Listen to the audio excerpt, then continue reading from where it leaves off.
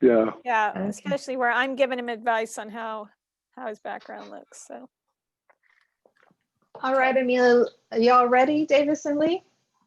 we're ready. Okay, all right. So Amelia, if you can start, I will start in about 20 seconds. Okay, I'm hitting broadcast now.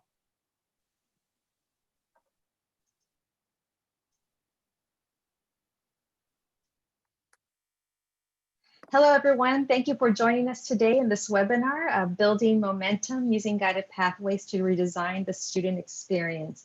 My name is Linda Garcia. I'm the Executive Director for the Center for Community College Student Engagement. Since there is a large audience today, all attendees will be muted. And at any time, if you have questions, please submit those in the Q&A pod. And if you have technical difficulties, just type those comments in the chat pod. Today joining me is Lee Goodson. She's the Tulsa Community College president.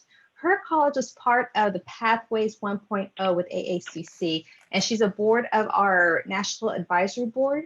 Also joining me today is Davis Jenkins. He is Senior Research Scholar at the Community College Research Center. He's a leader, an influencer, and a motivator of the Guided Pathways movement, and Davis wrote our foreword for this national report, so we thank him for that. I've asked Lee and Davis to join me today to respond to some of the findings from this national report in regards to Pillar 2, help students get on a path, Pillar 3, help students stay on their path, and Pillar 4, ensure students are learning. And most of all, I want them to talk about how the Guided Pathways framework has helped colleges during the COVID pandemic.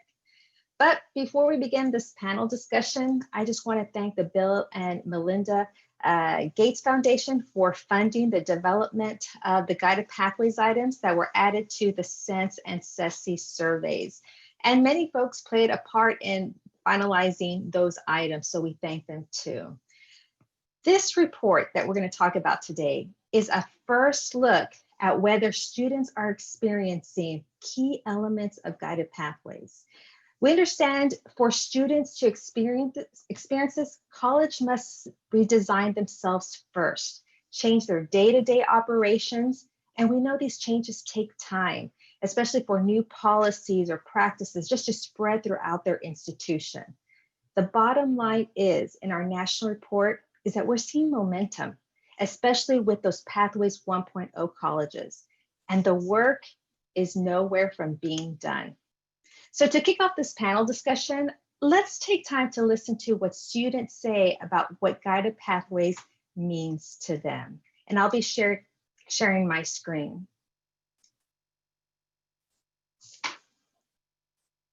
Guided pathway means to me a direction that you take in order to take your classes and not get confused or jumbled up and not sure what to do next semester and then be stuck and then have to wait like 2 hours for a counselor. It really gives you that direction so you're not lost. So I feel like it's really helpful and it just guides you into the right direction.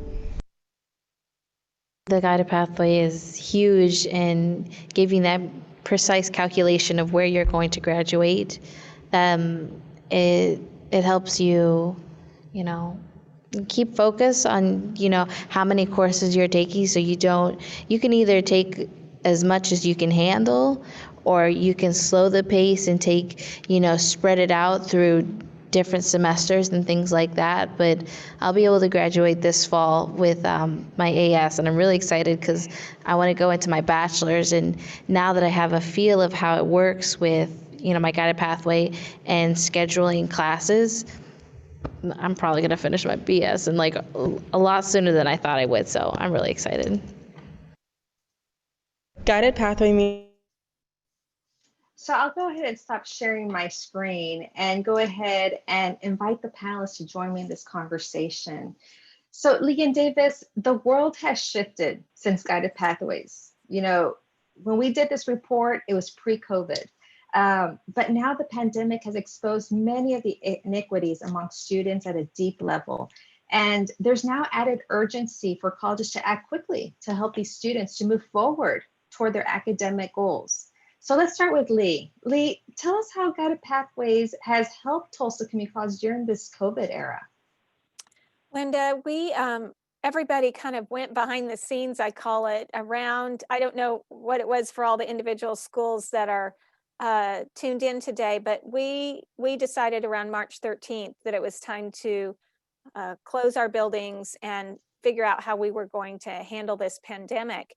And at that time, we didn't understand the far-reaching ramifications of it. But what we did know right away is that we needed to try to stay on track.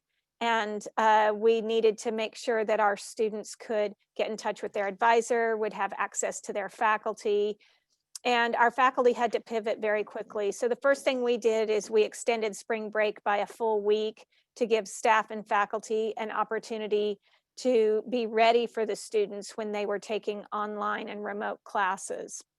And that was very helpful. We realized right away before we were able to open the buildings that there were huge inequities with the digital divide. And everybody was online, and but not some students were taking their classes from their smartphone, and we knew that that was inadequate. So we were unable to open our buildings at that point, but we popped up things like Wi-Fi hotspots in the parking lot, which is still not ideal, but it's something, and really started also addressing the digital divide on a community-wide basis. But we know that there was a great disparity in students that had access to the tools they needed to continue their coursework and those that did not. So when we reopened in the summer, at that point, we had committed ourselves, regardless of what happens with COVID, I mean, unless it's really a lot more than we realize, we will keep the campuses open with minimal staff so that our students have access to laptops they can check out or desktops in the library, and various other amenities that they can drive to campus for so that we don't experience those inequities. We also introduced 4 modalities for our classes. Those were traditional online, online live, which is having a class via Zoom like this, blended courses, and then live courses. And all but about 30% of our sections are taught remotely this semester, and it'll be the same next semester. But we have always kept the student experience at the very front of every decision process. And the biggest part of that through a guided pathways lens is the equity lens that you have to look through to make sure students have access that they need to all the amenities they need to be able to complete their work.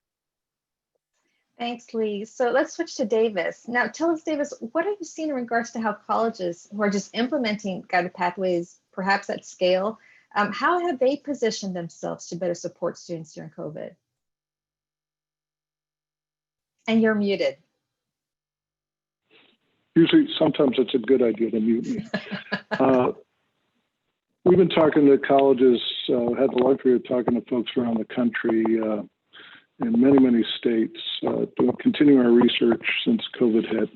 I got to say, we are just humbled by the way community colleges, large and small, all over the country have reached out to their students, truly showing that they are college of their communities. But the colleges that have implemented key aspects of pathways are telling us they're just much better off, we're better able to pivot it. We were talking to folks at Alamo colleges, 90,000 students, 5 colleges in San Antonio. Every student has an advisor in their institute, which is their meta major. Every student has a plan. And every student is sort of and their schedules are dictated by the plan. So they were saying that between the time COVID hit and the end of the term, they were able to make 1 million personal contacts with students from their programs, which is key, from their programs. These are my people. And scheduling for summer and fall wasn't a problem because everyone has their plan, and those plans dictated the schedule. So in that sense, it had the infrastructure. The issues of equity and access to technology, Lee said, we've seen incredible efforts by colleges, urban and rural, to find innovative ways to reach out to students.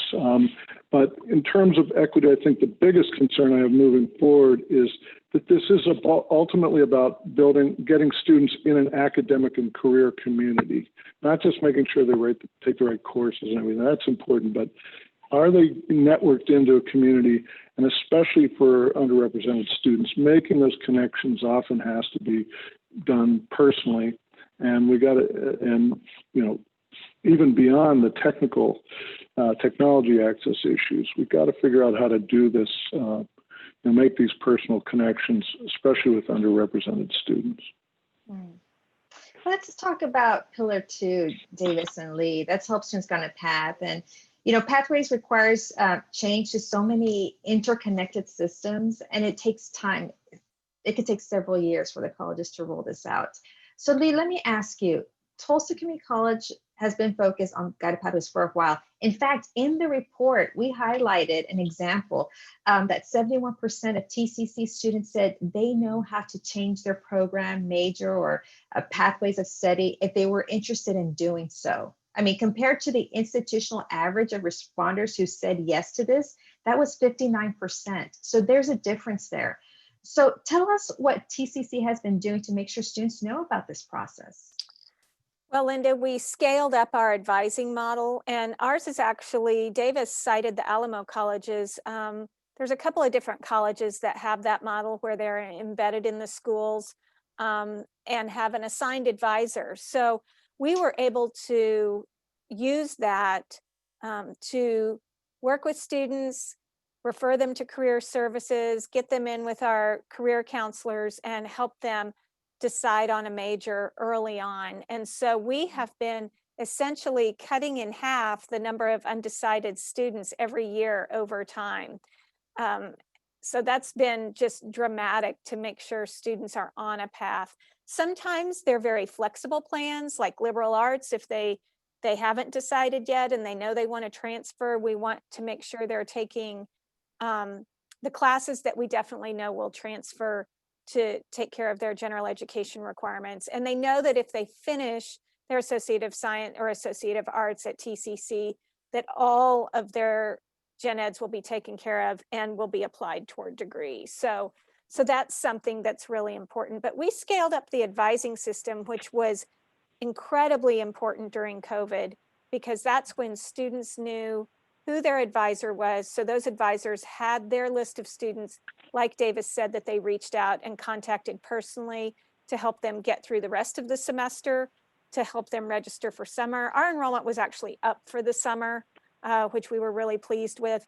And while enrollment was slightly down for the fall, not near as much as what we thought it could have been. So we've been very pleased with how we had already scaled up the advising processes through guided pathways. And again, using that equity lens, using the guided pathways lens. So we've been really pleased with that. That's great to hear, Lee. And so Davis, I'll ask you this as well. In the report, we also highlighted some additional data. So for instance, on average, 20% of student responders said yes, that a staff member at their college helped them decide a program, major, or pathway of study. There was also a data point that we shared that 44% said staff members talked with them about the types of jobs their program, major, or pathway might lead to. Now, I know earlier this summer, you co-authored a publication titled Unpacking Program Enrollments and Completions with Equity in Mind. Can you tell us why it's just so important to understand student enrollments and completions? How does that impact the conversations we're having with these students? Tell us about that. So one of the key premises of Pathways is that students aren't finishing community college programs because they're not leading to a valuable outcome. They're not worth they don't provide a return in terms of a good job or transfer with junior standing in a major. And so, especially now that students and their families have so much less money even to make ends meet, let alone pay for college, we have to make sure that we're offering students a path to opportunity, either directly into a good job that pays family supporting wages plus benefits, or transfer with junior standing in the student's major, not transfer with 90 credits in, and started in first term sophomore in their major. The equity issue is, so we call those a high opportunity program is one that leads to a good job or transfer in the student's major. Many students are in low opportunity programs, workforce programs, CTU programs that don't lead to good jobs or even provide ladders to good jobs, and in this general gen ed transfer area that don't prepare students to transfer efficiently with a major. And too often we see inequities in representation of those students. So the whole focus of onboarding and career advancement, there's been a lot of great work on that. But again, I want to emphasize what we're finding more and more. And I know this sounds woo-woo from the quant guy, but it's all about relationships. It's all about, and especially now, building from the start, enabling students to meet other students in their field of interest, faculty, and starting when they're in high school in dual enrollment and connecting with people. That's along with the plans and this advising that like Tulsa's implemented, which I agree we're hearing from many colleges that their enrollment may be down a little, but it's mainly starters, students who would have started this fall. Their retention is way up because they have a connection with the institution. But there are many issues of equity, as we've seen. The issue for Pathways is how are we bringing students into our communities of academic and career communities, and are we creating inequities by how we do that, by the assumptions we make, and by setting up false requirements that privilege some students over others. We're seeing really exciting, this is the most exciting work I think in Pathways, and it's blowing all very exciting to me. As you can see by the logo, tell Kay McClenny I had the logo. We'll give her a report there, Davis. That's right. Or maybe she's watching. Even though I didn't. But asking the question, how come it is our women of color are in CNA programs? How come it is that our African American students aren't in transfer programs in STEM, healthcare, business, biosciences, other high opportunity fields? And yes, these have deep roots, but really starting to have these questions of what it is we do at the college, and then how can we work down in the schools to, get rid of the sorting system and really build pathways to opportunity for all students. So two things, David, just a follow-up. So I love that you mentioned relationships, because during this COVID era, I knew you would, and I didn't just do it because of Ceci. I swear, I would have liked to say, "Oh, we just brought in MC and we had the plan and blah blah." But we're talking about humans. That's right. And during COVID, folks are feeling isolated. And so there's that concern. How do we make sure that we have those relationships with students, that we don't leave them behind? Right. Yeah. But it's not just relation with the college, which is important. It's my field, my people. And by the way, that's how I'm going to find out jobs. I'm going to find out from another student, a faculty member, internships. And here's some on-campus projects that can, this is how people are going to get ahead in in this crisis area, in their communities. And in the community college, it's got to be in an academic and career community of the sort Tulsa and other colleges are building.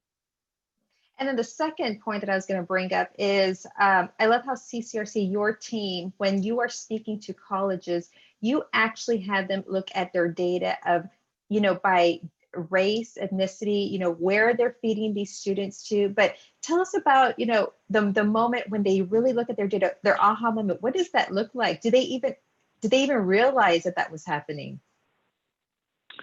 No, we've been doing these workshops this summer in which we're looking at these data. There's a tool that John Fink created on our website that lays it out in tree maps and see which program students are in, are they in high or low opportunities, and then who's in what programs by race, by age, by gender. And recently we were with a college that, not Tulsa, but it's made huge progress like Tulsa in implementing pathways. And they're like, oh my God, I can't believe all our men, our Black students are disproportionately in the low opportunity programs. So the answer here, and I think Lee and you were alluding to it, building these pathways, building the maps, having the good advising is a good first step. But the more advantaged students are going to be able to take advantage of it even more.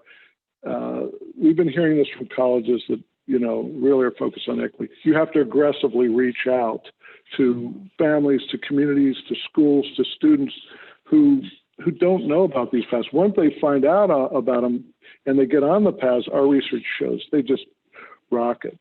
So this is we're seeing these ahas even among, and this is the next, I'm trying to say, now that we've built these communities, now that we have the plans and the advising, now we've got to see what reality we've created. And in some cases, we're going to have created more stratification. And what I love about community colleges is that they're saying, this is the time we're going to reach up and not just accept, you know, better completion rates by minority students. We want to see better completion in high opportunity programs. Well, and I think to Davis's point, there's more than one way to address that issue also. For instance, here in Tulsa, we have an early childhood education program, and we know that with an associate of science in early childhood education, it's not a family sustaining wage. We also have a relationship with one of the local philanthropists, and they have what's called a Bridging the Gap scholarship, so that those students can transfer to the University of Oklahoma and complete a bachelor's degree, and then they're approaching a family sustaining wage. And so at a minimum, we owe these students a full awareness of what they're walking into. It's possible that what they're going into is a second income for a family or something they really want to do, which is fine. Any student needs to know what they're going into and being fully informed. And that requires the career counseling, the mandatory advising. It's all, your whole community is an ecosystem for our students. Absolutely. And while I'm hearing both of you speak, I'm reminded of two students in our focus group work. One student said, "My life is in your hands. I am depending on you. I'm depending on the advisor, the faculty person. I need that guidance." The second one that I was reminded of is came from our achievement to aspirations work years ago. And this student said, "This is the only place that said yes to me. Yes, you can get an education. Yes, you can learn leadership skills." So absolutely, students are relying on us to help them get to their goals. I mean, they're bringing hopes, aspirations, dreams with them. And so they're relying on us to help them. And they're especially relying on us to do that now, given what's happened with our economy and COVID. And so we have to redesign our services and how we interface with students. Now, really what's happened for us is we have an even more robust system to meet with students, because you can, sometimes a student will be on 2 different campuses during their schedule over the course of a week, but now you can meet with the same counselor, the academic advisor every time, because you can sit down at a Zoom desk in the advising center and meet with your advisor that may be on another campus. And so we've become even more accessible through COVID, and never let a good crisis go to waste. So I feel like we've accomplished a number of years of guided pathways work in the last 4 or 5 months. You ain't retiring though. You can't retire. We decree it. Linda and I will come hunt you down. I cannot retire. That is right. I've No, got you 2 kids cannot. in Good. college myself, Good. and I'm not old enough. Hopefully So. they stay there. That's right. There's so much more work to be There's done. There's a lot of work. But let's go ahead and move on to pillar 3, help students get on the path. Now, advising, it continues to be important throughout the whole student experience. Advisors, they support students by helping them track their progress, stay on track, and especially if students want to change those plans. But I want to show you a couple of videos of what a student and advisor have to say about this. And I'll go ahead and again, share my screen so we can listen to them. And here we go.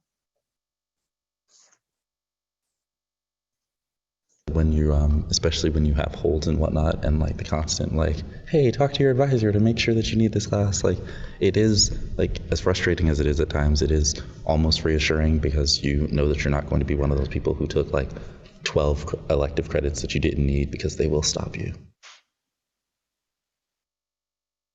The computer program that we utilize to track a student's progress is the exact same platform that a student can then log into themselves to view their own progress. They can see a timeline view, is what we call it, so semester by semester, based on discussions with my navigator, based on my pathway, these are the specific courses that I'll be taking every semester. Of course, it is adjustable if a student prefers to be a part-time student, prefers to isolate a course one by one, or prefers to take more than what a pathway may recommend. It's just specific to the student, but the student is also able to alter that plan so that we may then approve their adjustments, or they're able to communicate with us as navigators through that platform, but they're able to track their own progress in more of a degree audit type of way, as well as that's the area where they are comfortable registering through as well. So in our report, the institutional average of students who said they reviewed progress on their academic plan each time with an advisor was 59%. Now, Davis, what message do you share with colleges to move this needle? You gotta, you shouldn't be taking students' money unless you have every student on a plan after their first term, and you schedule the courses the student needs on the plan. And work with the student to do that. I hope finally we'll get beyond this full-time, part-time issue, which, you know, we and CCSSE, you know, you guys have been nice, I've been mean, we've tried everything. Let's get beyond full-time and part-time to on-plan and off-plan. You know, a student may be living at home, younger, no dependents, they're on a 2-year plan to a degree. I'm a single parent, you know, I got, you know, elder care, I got shift work. You know, I'm on a 4-year plan, although when I see the 4-year, I work, let's get some summer terms in, let's get a J term. Let's work with my advisor to bring that down to 3 and get me out of poverty. I can't, you know, I can't wait to get out of poverty. I can't wait however many years.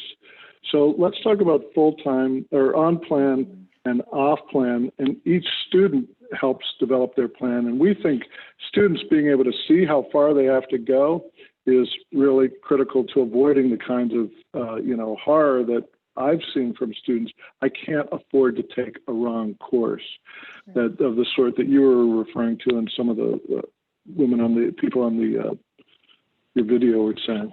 Mm-hmm. Yeah, so Lee, tell us what your campus is doing to help students track their progress.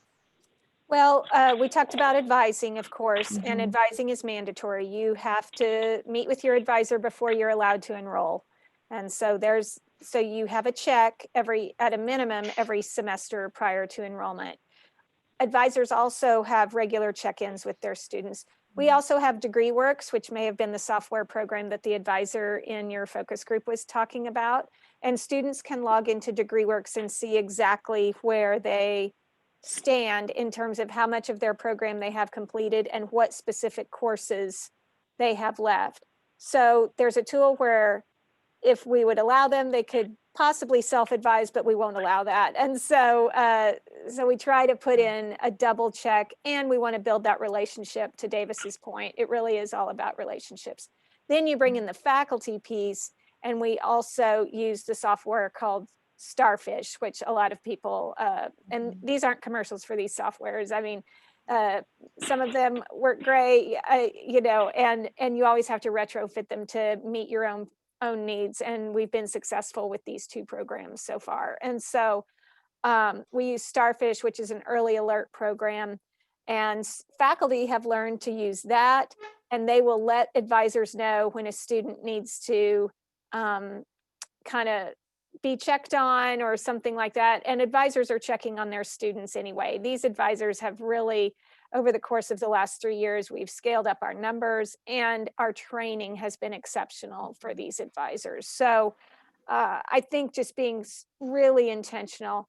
The other thing I wanted to mention too is that So sometimes people feel like with your transfer programs, you can't keep students on a path as well because it ultimately is up to the university. But we've also started what's called the Tulsa Transfer Project. We have a lot of branches of our public universities here in the Tulsa area, and we are building maps for every single transfer opportunity in the community. And so that is very, very important to be doing that as well. So the maps, the mandatory advising, the degree works, the starfish, it's a whole package, Linda. It's there's no silver bullet. It's definitely a system that you have to put into place. Right, different key components to help students move forward. And then and it's about leadership too. I mean, we have a great team, and really committed to the principles of pathways and committed to equitable outcomes. And it takes that passion inside the college to make sure we execute appropriately. So let's move on to the last pillar of guided pathways, and that's pillar number 4, and that's ensure students are learning. You know, in the report, we cover students, their participating study groups or tutoring or service learning. And we also highlight just the power of applied learning in the report. And that's all in the report for folks to read. But for our conversation today, there's something else that I want to focus with that pillar. And it's about engaging faculty. Faculty are critical in implementing guided pathways. In fact, 55% of faculty responders to what we did said that their college is in the process of implementing guided pathways. But what was notable is that within that same group, 36% were not involved in guided pathways at their college. 49% felt they needed more professional development about their role in guided pathways. But 58% actually believe that it will improve student outcomes. So Davis, let's start with you. You know, I've heard you say many times, it's important to bring faculty into the conversations. What have you seen with how colleges are engaging their faculty in the pathways conversations? So initially, almost all colleges got faculty as well as advisors and others together to map out programs. And you know, and to some extent, some colleges said, well, we're done. The faculty are done with their jobs. We can go down, you know, they've been sequenced. We can get a plan, blah, blah, blah. We're done. We can go down back to teaching our classroom. But back to this idea of creating academic and career communities, faculty have to play roles, and we're seeing the most exciting work where faculty are playing 3 roles in particular. Number 1, helping build this sense of community by helping recruit and onboard new students, being there from the start, meeting with students from your high school, meeting with undecided students, you know, who are already enrolled but don't know. Actually hunting down. I was talking to a college that was looking at some of their nursing students. Their information technology was looking at their nursing students, the majority of whom won't get in the nursing program, finding that a lot of them take computer courses. So they're been recruiting students into healthcare information technology programs in their business and computer areas. So they're recruiting students.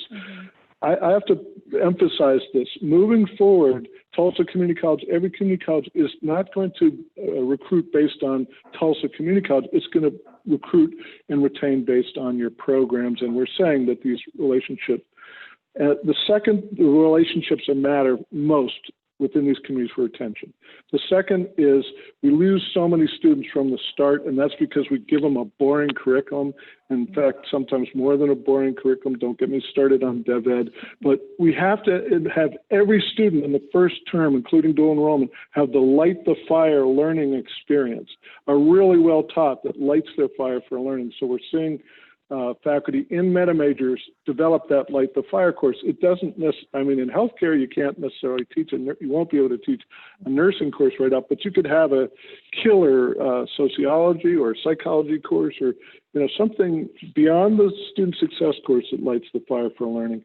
And then you mentioned it, anymore to get a job, you not only need a degree, you need experience. But a lot of the experiences in internships, those may be more difficult for our students, especially now to get. We got to build project learning, experiential learning, active learning into every plan, every meta major, every field. And that's really the next frontier, how to do that with a community college with students who don't have a lot of time and resources to do internships, which really require like a rich daddy, to pay for, which most students don't have. Mm-hmm. Lee, what about Tulsa? What is your campus doing to engage the faculty? And, what are lessons learned? What would you do over? Yeah, so at the very beginning, I would say we got into Guided Pathways a year after I arrived. And I would say even during my interview process, I heard of some faculty saying, we need to start making this pivot. Here's some things we need to, and it was just a natural progression. We were part of ATD. And I would say when we started Guided Pathways, maybe a third of the faculty felt this, that something like Guided Pathways or some sort of really intentional work to keep students on the path was needed. I remember I went to a program where Sandy Shugart of Valencia College was making a presentation. And I think it was a small group. And he said, once you get over 55%, you've reached your tipping point. And so then culturally, you've started to shift if you can hang on to that. So what's really important to faculty, because if you think about who a faculty person is, they're a very educated person. Many of them are scientists or people that believe in logic, and just from a paradigm of a faculty member, the why is the most important thing. Why are we doing this? And so, but it's not just faculty, it's staff also. It's really the whole college. And as faculty go, so does the college go, really. Faculty are the heart and soul of any college or university. I mean, they are the ones delivering what we offer to students. So the why to get to your critical mass is very important. And then once you get to your critical mass, then the faculty start changing their own culture within themselves. And so what we did is through the Pathways Project, we had these convenings, and Davis was at every one of them, as was I. And we would make sure we were allowed to bring about 7 people, a team of 7 people to each convening. And so we would take 2 faculty members, more if we had room, to every convening. And then that faculty member would bring it back. Then after we would go to a convening, we would come back, and anybody that had gone to a convening would come to the debrief. So it was a stackable group. The group kept getting bigger as we went through Guided Pathways. We have continued that practice. We're also part of the Strategic Horizons Network.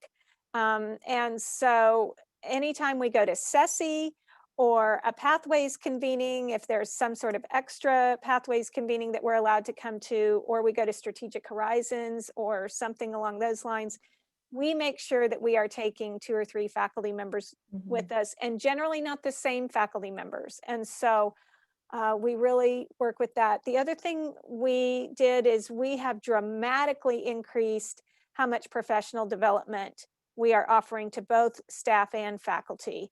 And the faculty have a great deal of input into the professional development. It's squarely focused on learning outcomes and equitable outcomes in the classroom. We also have had an incredible amount of programming on the academic side for equitable outcomes in the classroom through our DE&I program. We offer every year, through the generosity of one of our donors, a culturally responsive pedagogy program with national speakers and educators in that space. We open that up statewide, and we're just staying consistent with your professional development is key. And communicate, and it's still not enough. No matter how much you communicate, it's not enough, so keep doing it.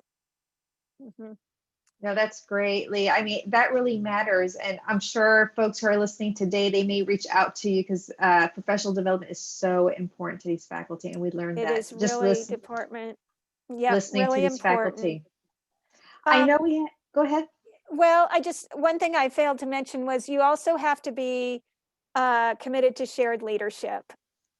So, the shared governance or leadership process in higher ed is something you absolutely have to be committed to. So it's, I've met some of my counterparts at the university level that may have been in the corporate world before they came to higher ed. And sometimes that shared leadership process feels slow, but it absolutely works. And it makes you think about the why, and it lets everybody else understand the why behind it. And it's really about the student experience and the student outcomes and getting our students to a sustainable wage. Absolutely. Mm-hmm. So I know we have some questions from our viewers, and I'm going to ask my colleague, Dr. Terry, to share some of those questions and take it away, Coral. Thank you, Linda. So early on, y'all talked about COVID and what Pathways is like in the COVID area. So we received some questions about COVID and advising. One was from Rebecca Butler. She asked, how do you scale up advising? So many colleges have a hiring freeze preventing adequate advising. So if you could talk about how to scale up advising during a hiring freeze. And then another person had a question about advising using Zoom. Okay, so Davis, you want me to answer that? Go ahead. Go either way. You. You. Okay. So we are on I wouldn't call it a hard freeze, but we're not hiring right now. And in fact, when we scaled up advising, we repurposed lots of positions within the college. So we had layoffs, and then we added the advising positions. In this environment, if we have an advising vacancy, we will probably ask someone in a different department to fill that rather than keep that department whole, just because advising in this environment is so critical. We have scaled up a fully functional entire Zoom operation with advising. You can get all online. You can get your appointment. You can keep your appointment. You can meet with your advisor. You can meet with the same advisor every time. The advisors are on Zoom all day. I'm sure they're working hard. I'm sure they've got Zoom exhaustion, and we'll use that tool after COVID is over. So I think next fall we'll still be using that tool, and we actually are able to have more student contact with it. Even on campus, our students that don't have their own computer or their own laptop or weren't able to check one out because perhaps we ran out, they can go onto campus because we're open. They check in at the desk. There's a plexiglass up. Everybody has a mask on, and they go over to a little room, and their advisor pops up on the screen because of some sort of trick that the receptionist person did. And so their advisor pops up on that screen, and they meet with their advisor on campus, but their advisor isn't on campus, or their advisor is in another office. So I was completely amazed at how fast our advising department scaled up that operation, and just really impressed. Mm-hmm. Guided Pathways is a strategy for providing advising focused on helping students explore, choose, get into programs in institutions that should have more resources because of what you do for our society, but because you serve the poorest students, have the least resources. And the idea is to build these structures, these communities, have students on plans, do online advising, but all of which is helpful and creates efficiencies. But the key thing is to involve everyone as advisors. Faculty are advisors and counselors, and I know some places counselors are faculty. Everyone's advising, but doing it in these meta majors.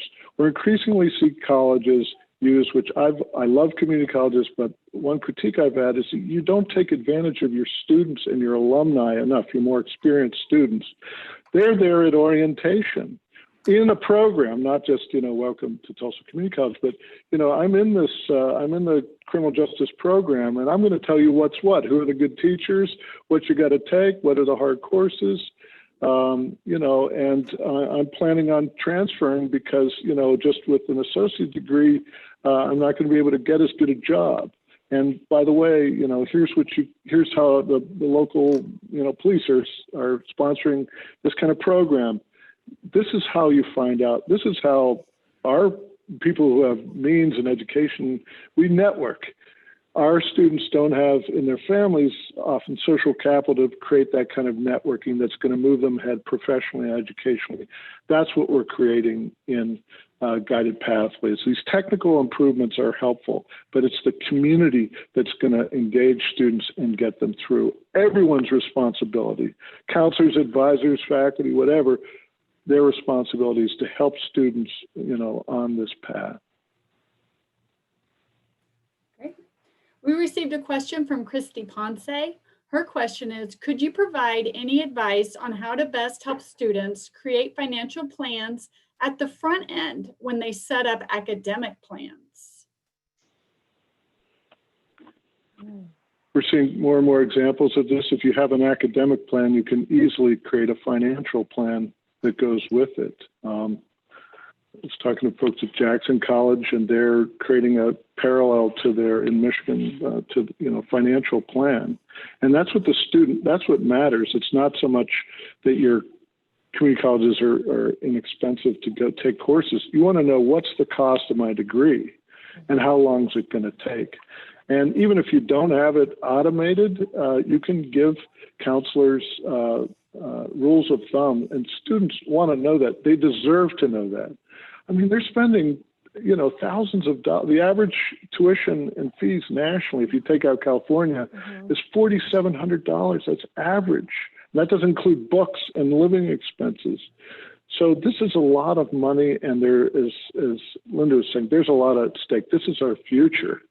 So we have to provide a plan, and it has to have a financial element to it. And trust me, your financial aid people love Pathways even more than Lee Goodson does. The financial aid people love the Pathways stuff, and they can help you even without fancy programs or whatever. Give students rules of thumb about how much it's going to cost, not just to get the associate degree or the certificate, but if you finish your degree here, get junior standing at the local university in your field of interest, how much is the whole package going to cost approximately? Well, and you bring up a good point, Davis. Financial aid people do love Pathways because the student doesn't burn through unnecessary financial aid eligibility. They're able to allow their eligibility to pay for as much of their education as possible. And I love your idea about having advisors help students with a financial plan right alongside, even if you're just giving students tools. If you don't have capacity right at the front end, that doesn't mean you can't start something. You can always start somewhere. We just came out with this is a shameless plug. I don't have a CCSSE background. I don't have a CCSSE background. We came out with Aspen with a dual enrollment equity playbook in which we looked at partnerships of high schools and community colleges that have equitable outcomes, college outcomes for Black, Latinx, Native American, Pacific Islander students in 3 states. And we use data to select these more equitable outcomes. And one thing these students are doing is marketing to families and in low-income communities, community groups, how taking dual enrollment, finishing your lower division in a pre-major at the community college, and then transferring to university, how much you can save and how much you can finance. People they've heard all this stuff about the cost of college.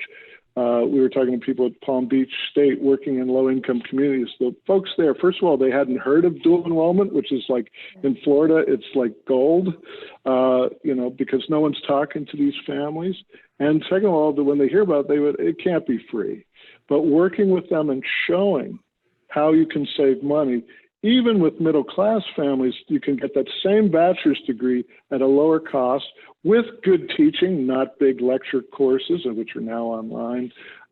Community college faculty dedicated to teaching who are going to engage and make sure your son or daughter takes the courses they need to transfer in their field of interest. And by the way, we have connections with local employers where they can get certificates and other things that help them get jobs. And so this is, community colleges are, I know enrollment's down this term. We think it's mainly down amongst adults who decided not to go, and students who I think traditional aid students making a big mistake taking a gap year.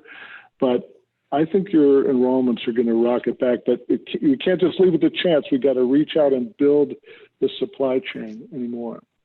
Right. And Cora, I think we just have time for a couple more questions. Okay, we have one from Kelly Hogan. Okay. Do you have any examples of institutions that clearly lay out the ROI for students as they consider programs and careers? And how are they paying attention to equity in recruitment and outcomes?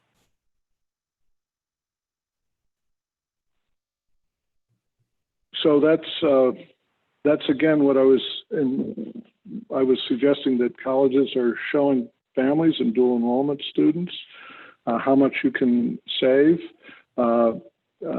Indian River Community College in Florida, which was one of our sites for the markets, that 97% of their students graduate debt-free, and in programs that will enable them to get bachelor's degree. So, the ROI for community college is, without pathways, honestly, is questionable because of the high dropout rate, because of the high rate of excess credits. But with, I mentioned Alamo colleges, they're dramatically reducing the number of credits that students are taking, and talking to their bond agencies who are telling them that's really going to raise your value, and increasing their bond ratings for you presidents and CFOs out there. So this is all about value, but it's got to be value that you aggressively market and outreach to students who not from families like ours, who aren't going to just take advantage of a great deal. You've got, but thereby also build a supply of students who wouldn't otherwise come to you or any other college. I think the other piece is you have to work with your employers in the community also, and make sure that they understand the value of a Tulsa Community College education throughout the region, because they have kids themselves, they have employees that they're talking to, and those people have friends that are on the soccer fields, whatever soccer fields those are, right, or in the schools or at the churches. And so I think you have to be interfacing with your employers so that you know that the learning outcomes your college is achieving, your community college is achieving, is meeting the needs of those employers. If employers don't feel like you're meeting their needs, and a great example of who's tackled this is Brenda Hillier and her team at San Jack. But if employers don't feel like we're meeting their needs, then the ROI, regardless of the cost, even if it was much less, is not an ROI at all. But this isn't just for CTE programs. This is for all programs. And increasingly, I think we're seeing the emergence of a new kind of an associate degree, because these employers are hiring people right out of university, and they're smart young people, but they don't know how to do nothing. And many of them want high salaries and are going to move.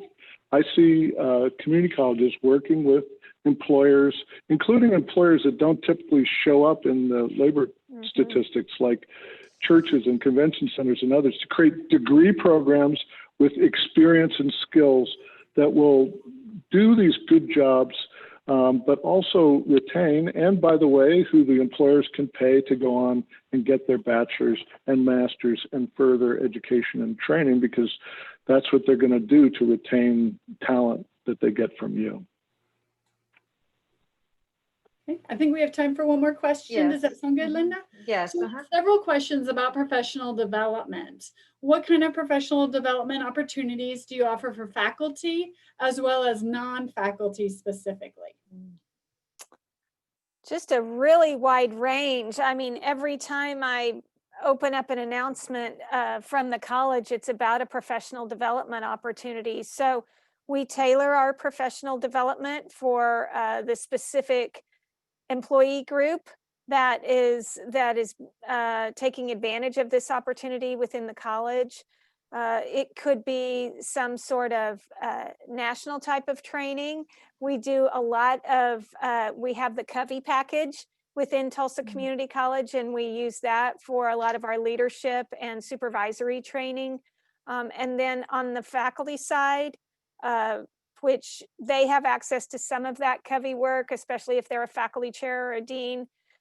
And on the faculty side, it's all about engaged learning. We have a program where it's the Design Institute, and a faculty member will take a week and they will get a small stipend for taking that extra week. They'll stay after finals, or they'll come in before the semester starts in January, and they will completely redesign their course for the purposes of equity and increased learning outcomes across the board.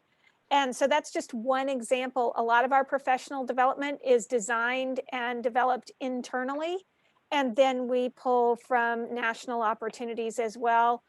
Now with COVID, there's a lot of professional development opportunities delivered via Zoom, and as we can see right here today. And so we really just support it. We fund it. Our philanthropists fund it.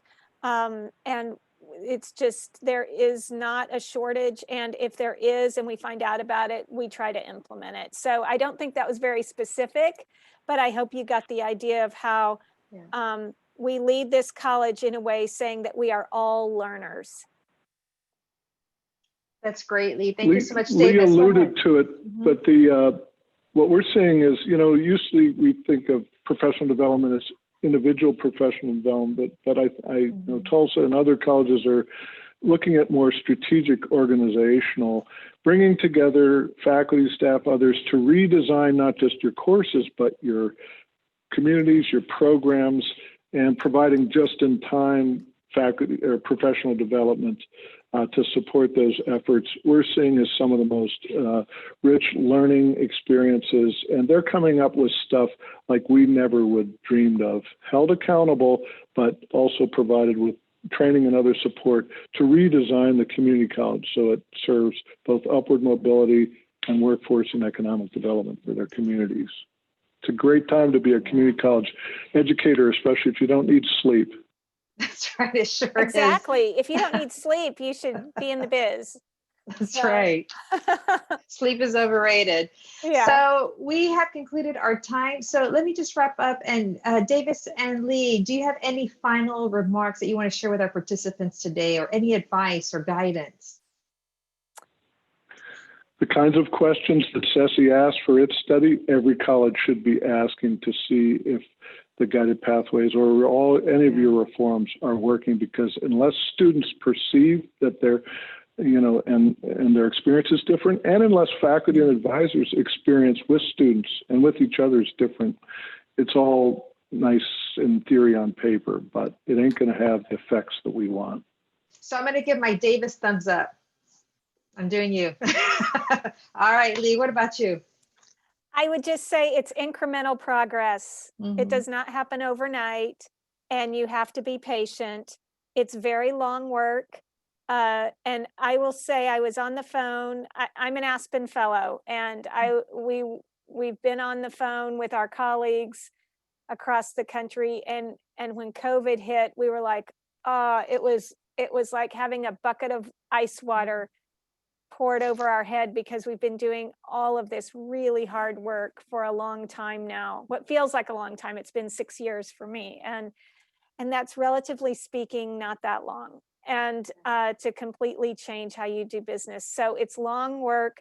You'll see incremental progress. You have never arrived, and you just have to be patient with both yourself and your team and your college community. And it's really rewarding. So I highly recommend it if you haven't taken it on already. Well, great advice, Lee and Davis. And I just want to let the viewers know that on October 13th, so shortly, we're going to release a playbook on Pillar 4, Ensure Students Are Learning. Again, that is funded through the Gates Foundation. And we dug in deep, and we're going to have narratives and videos, and we're going to have equity tools that you can use at your campuses. So come to our website on October 13th. It's Pillar 4, Ensure Students Are Learning. So I want to thank everybody for joining us today. We have recorded the session. We will send an email out to all those who registered, and especially those who could not make it today. But Davis, Lee, thank you so much for joining us, telling your story, what you're seeing with other campuses, and especially what you're doing at Tulsa Community College. So we're going to conclude our time together. And Davis and Lee, just so you know, so when we conclude, we will all be out of this Zoom. And so I will follow up with an email too. So just to let you know, it'll just shut down. Okay. Thank you so much. Thank you, Ceci, for giving voice to students. Thank you. Thank you. Thank you. I appreciate it. Okay. Bye-bye, everybody.